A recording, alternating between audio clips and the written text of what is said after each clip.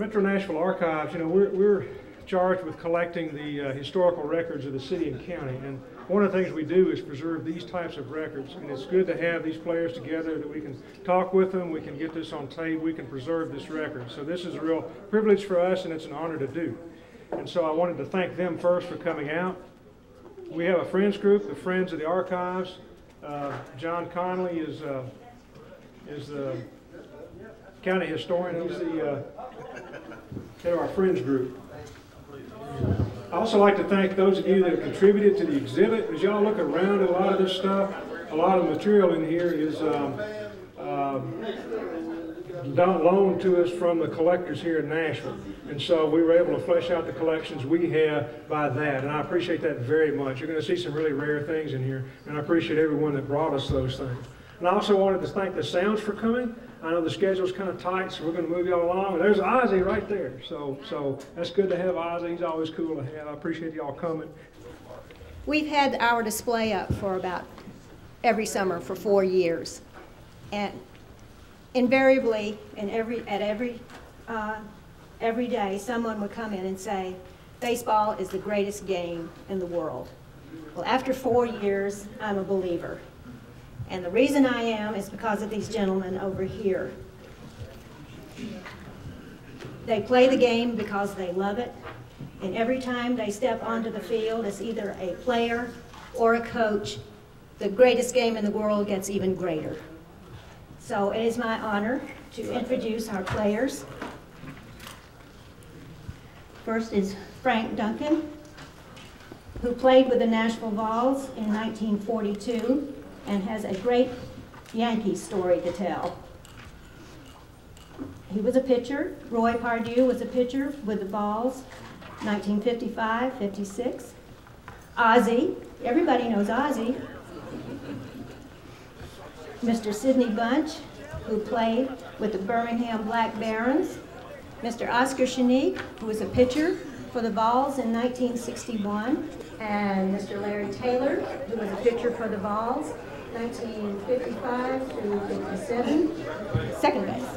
Butch McCord, who played with the Baltimore Elite Giants and in his baseball career won 2 Silver Gloves back-to-back.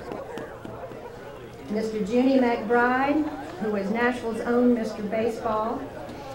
He played with the Cotton States Leagues in '39. He played with the Nashville City Leagues and the Gilbert Leagues, and he coached at Father Ryan. And from the Sounds today, we have Kenny Bibbs, Ben Hendrickson, Mitch Stetter, and Alex Zumwalt. And we also have Rick Kubicek. I had to do that simply because I could say his name. And we do thank them all for being here today. So if you've already started the autograph signing, and if you'll just continue around, and there will be time to talk with the players afterwards. Thank you. All right, thank you, sir.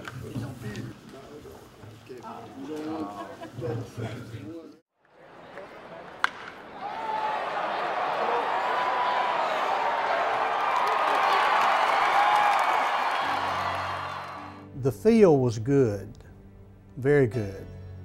And of course you had the short right field fence and you had the long left field fence. Once you got older and became an adult, you realized it really was that silly to have a ballpark with a dump where you had to run up like a billy goat. I mean, it just wasn't right. I've heard Junie McBride say this part of Nashville was never filled in. I would guess that the city streets were made taller at some point because of all the flooding, the potential flooding that took place. And my dad said the last thing he did when he locked up the gates to the dump was he tossed a match and would let everything burn off, and that attributed to some of the smell that you've heard people talk about Sulphurdale. I don't know if you're familiar with Sulphurdale or not, but the straightaway center field, it was up on a dump. We called it the dump, on a hill rise. It had about a 10-foot wall on top of that dump. And above the wall was a big giant scoreboard. Well, obviously they didn't like it. Babe Ruth came in one time and he said, "What the H is this?" And I can remember playing down there in amateur games when I became 17, 18, 19, 20 years old. And I'd say, wow, if a ball's hit, I can't make a first step too quick or I'll go running down the hill. Or you can't get a good jump to run up a hill. And I'm just sitting there kind of leaning forward and it was just a weird feeling. And everybody has a story about Sulphur Dell. I don't care who you talk to, they can tell you a story about Sulphur Dell.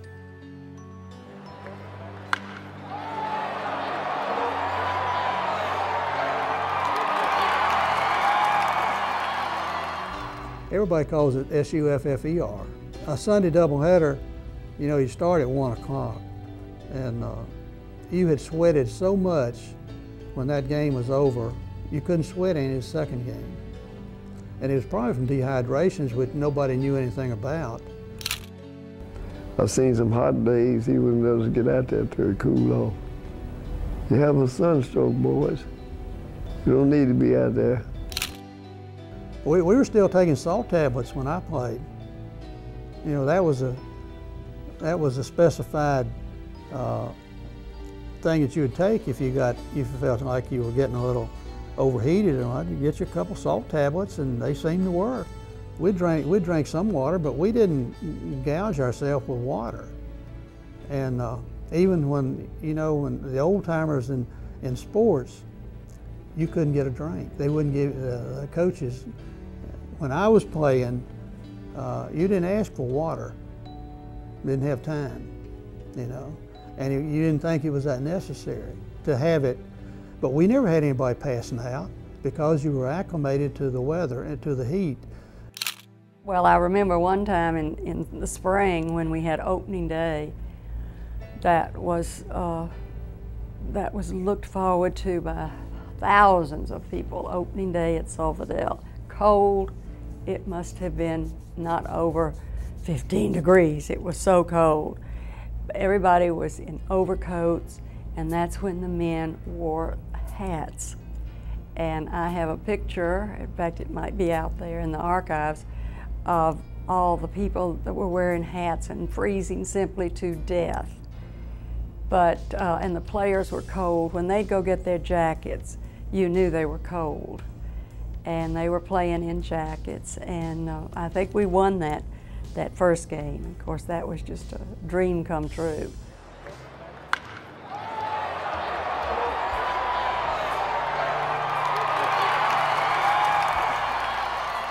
In the year 2002, my dad and I had the opportunity to visit Wrigley Field. It was my first visit there. And when we were returning from our trip, he began to speak about Sulphur Dell and all the wonderful things that happened there. And it was really magical the way he described it to me.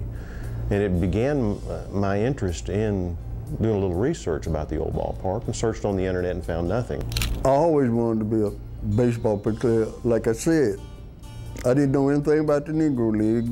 Lou Gehrig was my role model. And I can see him stand out there and say, I'm the luckiest man in the world. I feel the same way. We were barnstorming. That's when I was with the big Elites, and done been up in the minor league there. And Satchel told me, said, little boy, said, you've been on twice tonight. First time I got on, I'm standing there, I'm dug in. I had my bat up straight. Satch hit my bat, I didn't even swing. The ball went right over third baseman's head.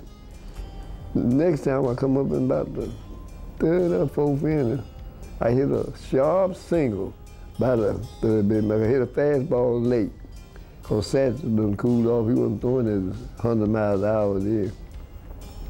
Next time I come up, Satchel said, I told you, you've been on twice. You better come up ducking.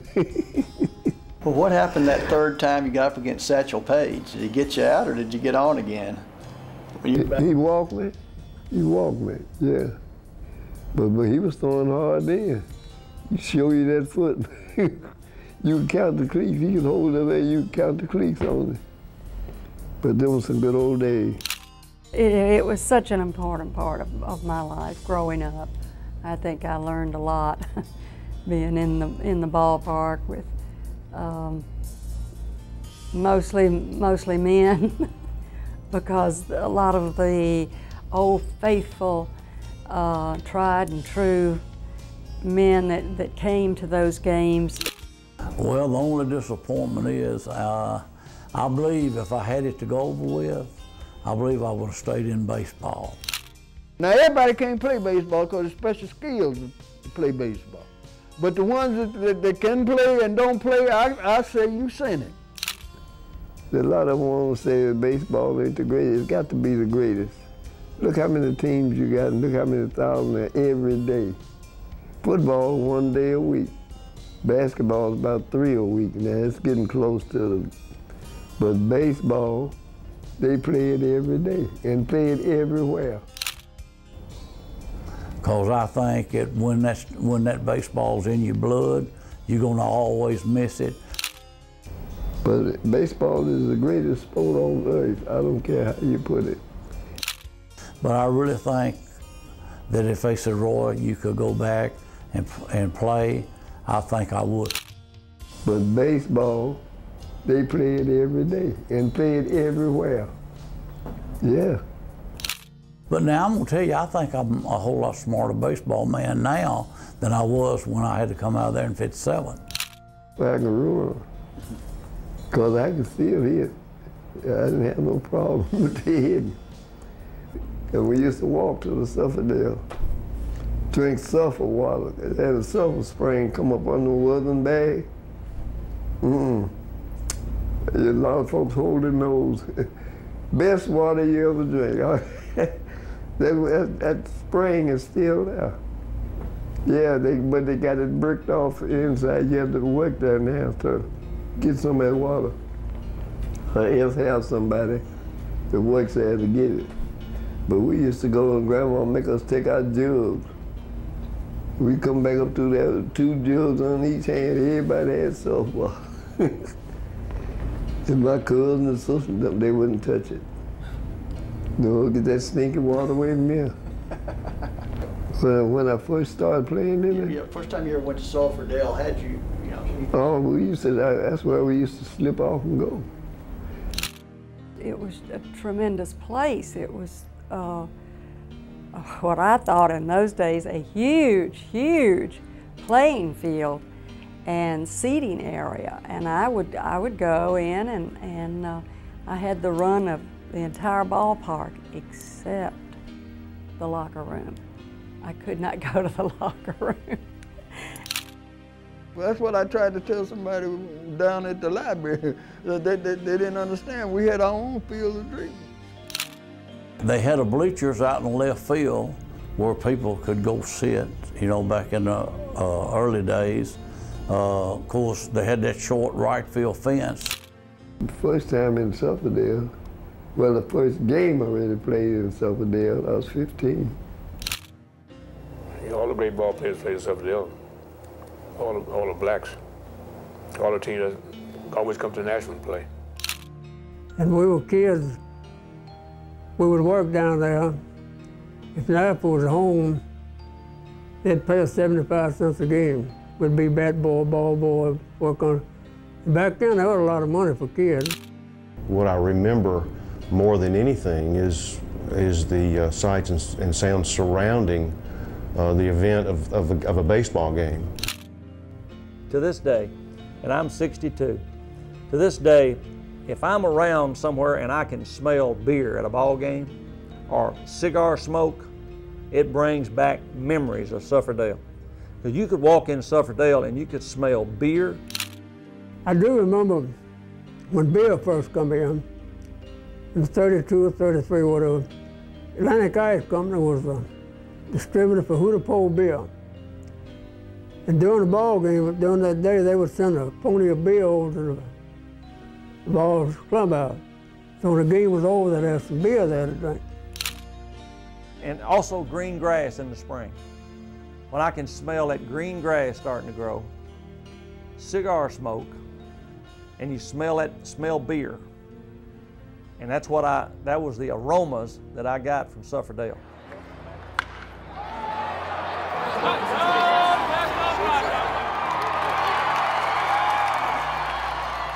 One thing that hurt summer baseball, like for adults, was slow pitch softball got popular. It became very popular in the late 60s and then really boomed in the early 70s. And guys would come out of college and they could get on a slow pitch softball team and travel and just have a really good time. and they didn't have to be as good a shape. They didn't have to learn how to field, take care of a bunt situation. Their skill level just didn't, I mean, they just get up there and bang that softball and run and have a good time. I think the attendance had fallen off so greatly that it was just not going to work anymore. But you talk about the '60s. I don't remember much about the ball game. I mean the team here, but they never had many winning teams, did they? No. And see that now people are not coming if you don't win. And even when I was playing, we'd start out most of the time pretty good, but I don't know, we'd lose some players or something and start going downhill. Well, the people are the same way. And then into the '60s when the baseball club just kind of vanished and Sulphurdale sat idle until it was dismantled in '69. And then I've heard Farrell Owens say before, one of the big changes in minor league baseball was air conditioning. There just wasn't as much air conditioning, there just wasn't as much to do with your recreational time back then. And if you played a game on Sunday afternoon at Centennial Park or Shelby Park, there was just nothing for there to be 600-700 people there. And they'd be there 30 minutes before the game, and they'd hang around after the game. It's kind of like church. They'd sit around, talk, visit after the game. It was just another time, a new era, an era that we'll never go back to. Not that not that we ain't air-conditioned fields or anything, but air conditioning in homes kept people at home.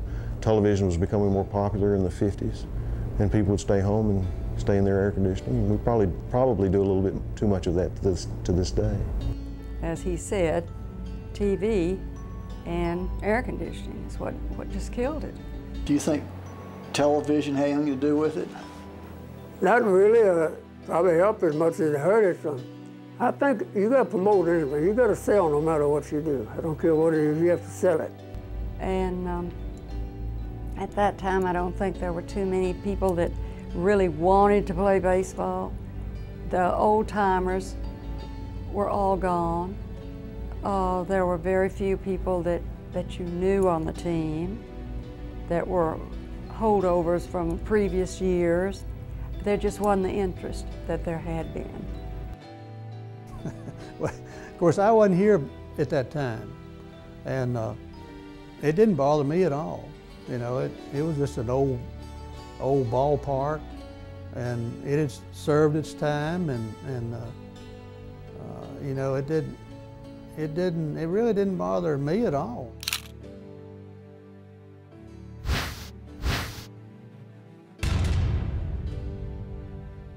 I think one of the best mistakes they ever made, the city ever made, somebody, by tearing Sulphurdale down. And see, Birmingham is the only Southern League team that still have that ballpark. I think Sulphurdale should have been a landmark, because there's no ballpark in the whole country like Sulphurdale. No country, no ballpark. I don't know why they tore it down. And what they put there, nothing. Parking lots. The people are paid to go to Sulphurdale now. And I think we could see what was changing, but you had to do something to promote, get people in the ballpark. It hurt me to my heart, because that was my best stop. Yeah, other than playing at the park, and then you get to playing Sulphurdale, you're gonna have a good thing. It kind of hurt thinking about old Sulphurdale, and that nickel bag of popcorn. And then you get a cold drink, quarter be gone. But we didn't care. A bunch of us be walking and talking, walking and talking. And if you hadn't missed that last ball, you'd got him at third base. And next time you do what you were taught to do. That's when it happened. Yeah. But old Sulphurdale, it was like Yankee Stadium to us. I thought that the people from Nashville, if put together and bought that ballpark, it didn't sell for that kind of money. Somebody been sporting man, I'd been willing to put some money in on it to buy it and turn it over to the park board of the state. And then when you got the Centennial Mall down there, it would have been perfect fit. The oldest ball field in baseball. You could use it to let these kids play tournaments in baseball. You could have rock concerts, a lot of ways you could raise enough money, you know, to keep it going.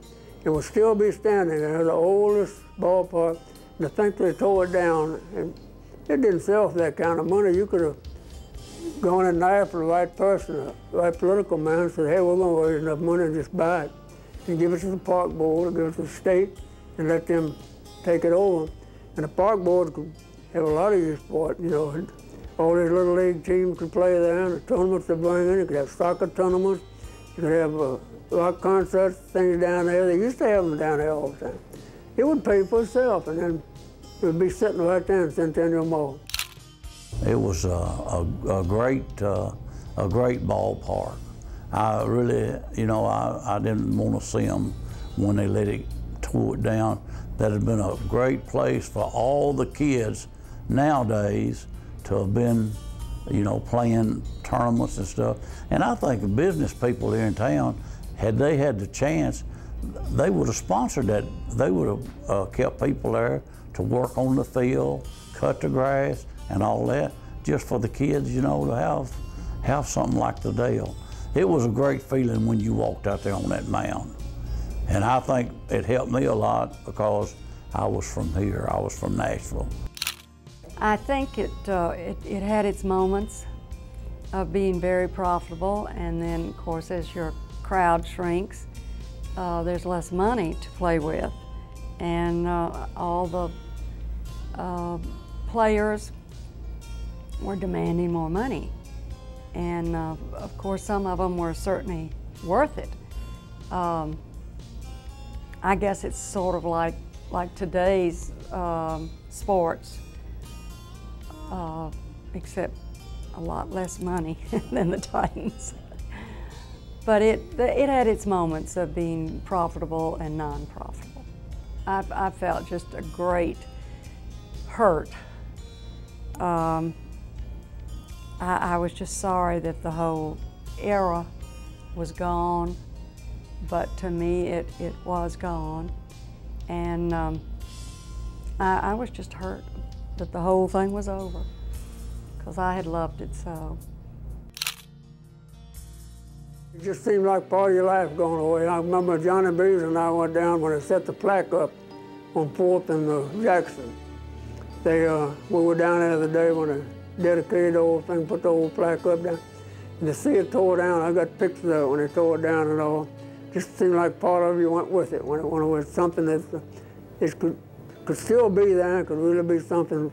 Everybody remembers Sulphurdale. They remember going to Sulphurdale, ball game, and everything about it. I hated to see it go, yeah. But nothing you do about it.